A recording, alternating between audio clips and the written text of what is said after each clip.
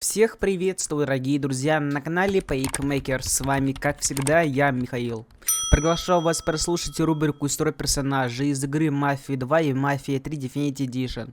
Сегодня расскажу про Витторио Антонио Вито Скалетта.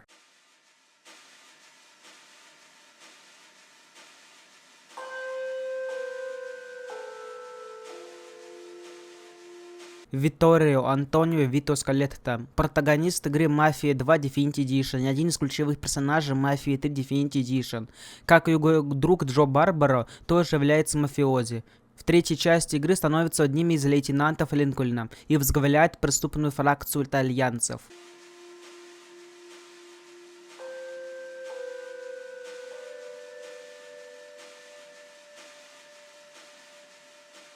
Родился Вито в 1925 году на Сицилии, в поселении Сан-Мартино. Жизнь тогда была тяжелой. В 1932 году, когда Вито было 7 лет, его семья эмигрировала в Соединенные Штаты Америки. Детство у него было непростое, и семья жила очень бедно, поскольку отец работал в доках за жалкие гроши, которые тут же спускал в кабаке.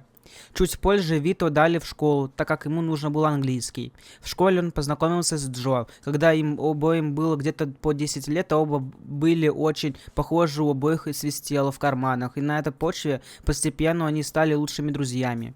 Когда Вито и Джо стукнул по 18, они затеяли свое скромное дело – грабеж магазина, работа карманником и тому прочее. Но в один из вечеров, когда они грабили закрытый ювелирный магазин, их случайно заметил полицейский, который отошел покурить. Побег оказался провальным. Как только Джо перелез через забор, Вито кинули ему сумку с драгоценностями, но сам перелезть не успел и был арестован. После событий в обсерватории по решению комиссии Вито был сослан в Нью-Бордо, город, в котором тот точно бы не стал жить. По условию комиссии оставил жизнь Вито, заставив Сэл Маркано сделать его своим лейтенантом и отдать часть города. Сэл Маркано сразу же возненавидел Скалетту, подозревая в шпионаже, но комиссия отказала не сметь. И тогда Сэл, дабы усложнить жизнь Вито, дает ему Ривер-Роу, самый худший район в городе.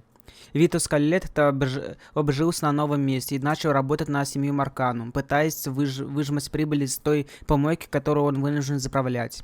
Во феврале 1968 года на одном из достойлей Маркану Вито знакомится с Линкольном Клеем, так как Маркан задумал масштабное ограбление федерального казначейства.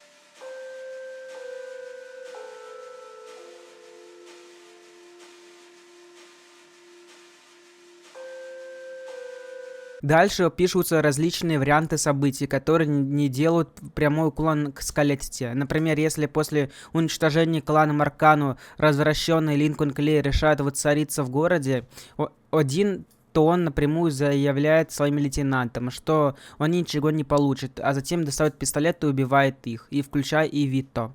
Если же Линкольн не развращен, то они приезжают к лейтенантам и, сообщая о победе, благодарит их за совместную работу и начинают править Нью-Бордо вместе с ними. Конкретная информация про Вито в свете этих событий неизвестна. То же самое, если Линкольн покинет город, и в дальнейшем он достался не Вито, а какому-то другому лейтенанту. Дорогие друзья, желаете меня поддержать? Вы можете оформить подписку на Boosty или ВК Донат. Вы сможете увидеть файлы моменты с прохождения, также прохождение уникальных игр, расписание видеороликов, доступ к закрытому телеграм-каналу, где будет реал-контент.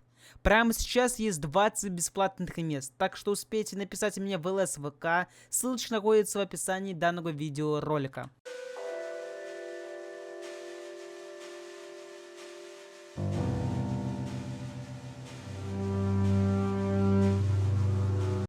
Бобби Би, лапушка Наварро, помогает Вито в его делах. Линкольн может использовать его и помощников в качестве поддержки в боях. Джанни Бруно, доктор, повышает количество выносливости и здоровья Линкольна, если тот оказывает услуги группировки. Бетти Джонсон, добрый друг и личный банкир Вито, выполняет полномочия консильерии, может предоставлять Линкольну информацию о врагах на территориях и заберет личную наличность поместить в сейф. Алма Диас, эмигрантка из Кубы, лейтенант Вито, отвечает за контрабанду в группировке Скалетты.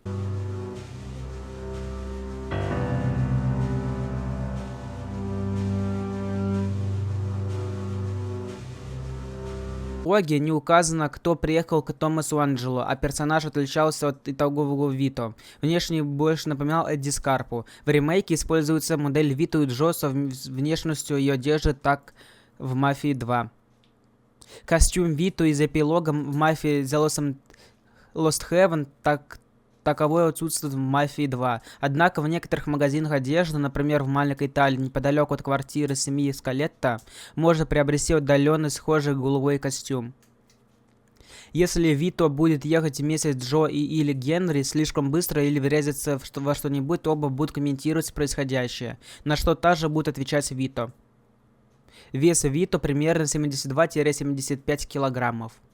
Тюремный номер Вито в 6 главе 19790, а в начале игры 62845. В отличие от Джо и Джимми, а также остальных персонажей, Вито не комментирует происходящее. Первая версия Вито очень сильно похожа на Марлона Брандо. Очевидно, его внешность была частично срисована с этого актера. Вито имеет схожесть с Доном Корлеоне из «Крестного отца». Они оба родились на Сицилии, обеих зовут Вито, их отцов звали Антонио, за смерть которых они впоследствии отмстили. Вито в прологе возвращается в Америку со Второй мировой войны. Это, возможно, отсылка на начало фильма «Крестный отец», когда Майкл Корлеоне также возвращается домой с войны. Как и Томас Анджело, Вито рассказывает часть основной сюжетной линии игры. Вито схож с Томми в том, что он такой же сдержанный, рассудительный и осторожный. Кроме этого, оба персонажа высказывают схожие мысли о жизни и о преступном мире.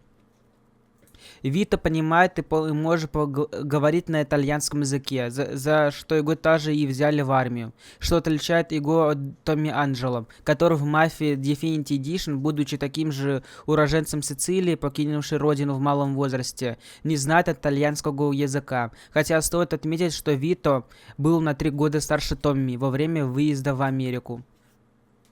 У него есть большой шрам на левой руке выше локтя, который можно увидеть, когда Вито носит майку утром. Вероятно, Вито получил шрам во время битвы в Сицилии, или же это был шрам от ранения, полученного уже годом позднее. У него также есть тонкий шрам на левой щеке, на левой брови и подбородке.